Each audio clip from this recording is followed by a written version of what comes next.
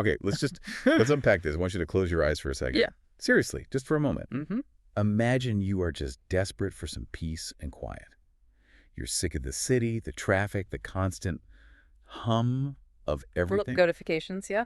You want silence. Yeah. True silence. But what if you found a place where silence wasn't just the absence of noise? What if it was a physical thing, a weight? A place where sound is actively erased. Erased, exactly. Today we're walking into what's known as the silent zone. It's a terrifying concept when you really sit with it. I mean, we biologically equate silence with safety, right? No predators, no alarms. Sure. But in the account we're looking at, silence is the predator. It's the anomaly. And frankly, it's one of the most disorienting things a human can experience. And that's where our group begins. We have 4 friends. Eric, he's the organizer.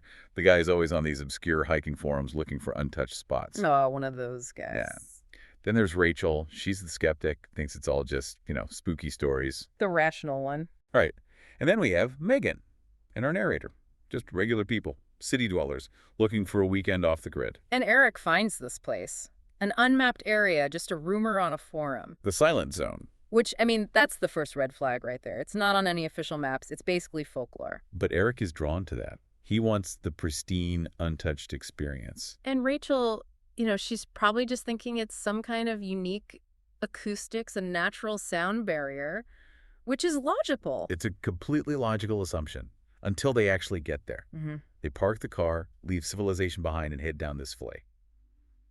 It's barely a trail. It's unmarked. And this is where it starts to get weird. Yeah, but it's not immediate. It's not like walking through a door. Day 1 is, well, it's fine. It's peaceful. Leaves rustling, birds, everything they wanted. But then day 2 comes. As they push deeper on the second day, the whole atmosphere changes. This is what I'd call the gradual descent. It's insidious. It's not that the sound cuts out. It's that the forest starts dialing down the volume on itself. Yes.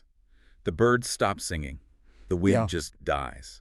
And the source material describes this sensation not just as quiet, but as pressure. A physical weight. The narrator uses this phrase that just stuck with me. The forest started holding its breath. And Megan's the first to really say something. She says it feels like the air is pressing down on them. It's getting dense. And by the time they make camp that second night, even the campfire is wrong. Tell me about that. Yeah. The fire is crackling away, right? You see it. You feel the heat.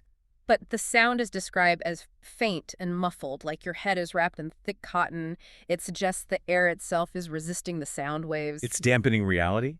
Exactly. And it's affecting them, too. They stop talking. Not because they're mad or anything? No, but because speaking feels like fighting to break through something dense. That's the quote. Their voices just fall flat. Imagine how lonely that is. You're with your best friends, but you feel completely isolated because the space between you is just eating your words. That's the psychological toll. Silence forces you inward. You start to feel like you're disappearing, and that's when the paranoia kicks in. And that's Megan. That's Megan. She starts seeing things. She's the canary in the coal mine. She spots movement in the trees, something tall, elongated, and dark. But Eric, being the leader, he just dismisses it. It's just the firelight, shadows. He's trying to keep everyone calm. Mm-hmm. But then they find the anomaly.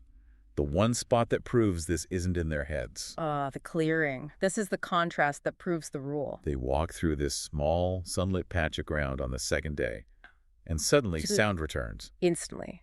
They step into the sunlight, and suddenly physics start working again. Footsteps crunch. A finger snap sounds like a gunshot because they've been deprived for so long. The narrator even does this little experiment. He hits a water bottle against a rock. And it rings out, sharp and piercing. It's this moment of pure euphoria. Yeah. Like, oh, thank God we aren't crazy. It's a control group for their sanity. But as soon as they step out of that clearing, the window slams shut. That's the phrase used. The silence just crashes back down. And that makes it so much worse. Because now they know. It's not them. It's the place. And that realization makes the silence feel infinitely heavier. And heavier is the right word. By day 3, it's not just quiet, it's suffocating. Breathing feels shallow.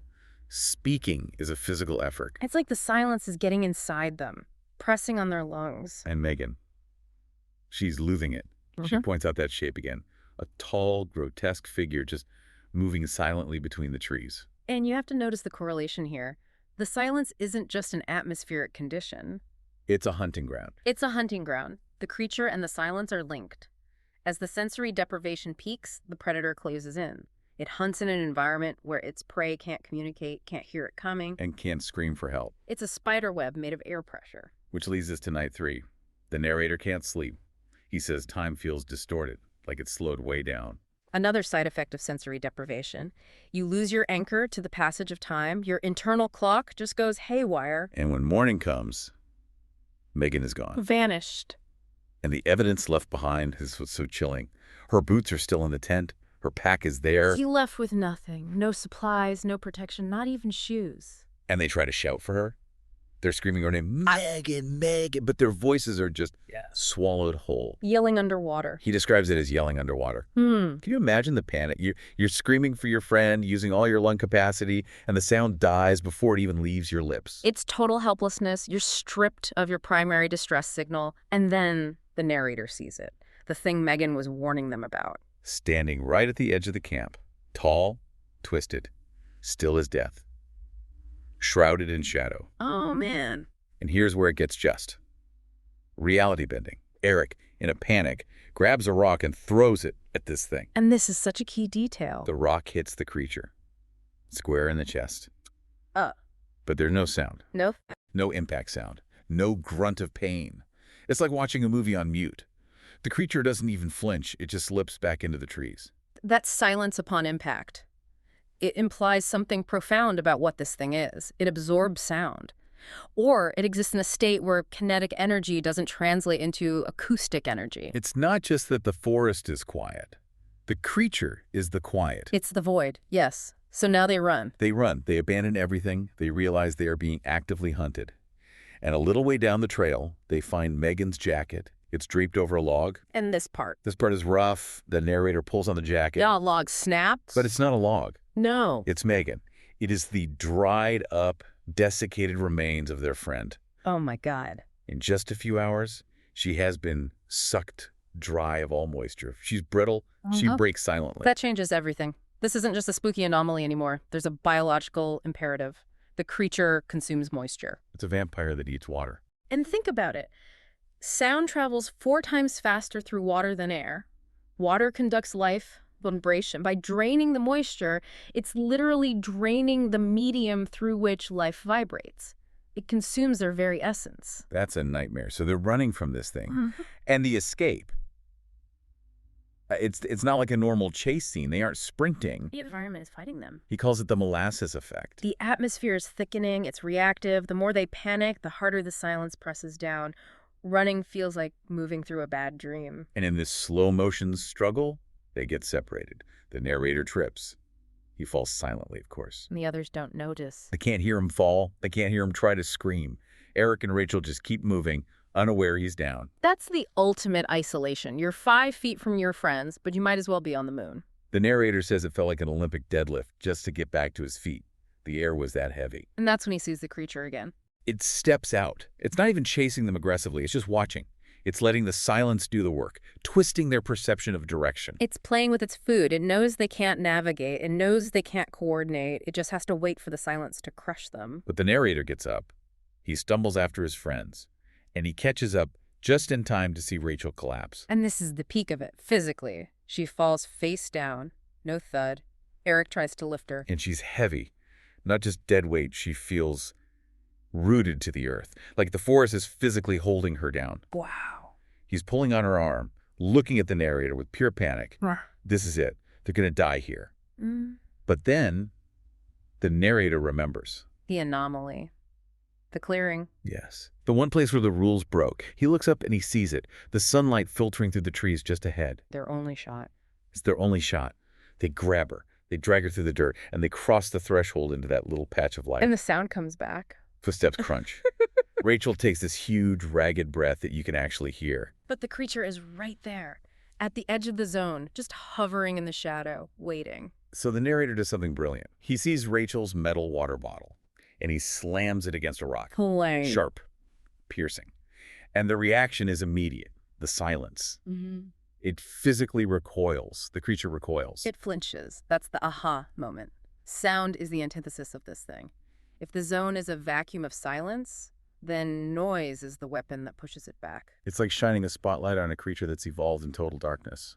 It hurts it. So they create a shield of noise. Eric grabs a little pot from his pack. They start banging rocks, pots, bottles, anything. They create this cacophony. It's primal, isn't it? Beating drums to scare away spirits. But here, it's literal survival physics. They're creating a bubble of vibration that the silence can't penetrate. And they move.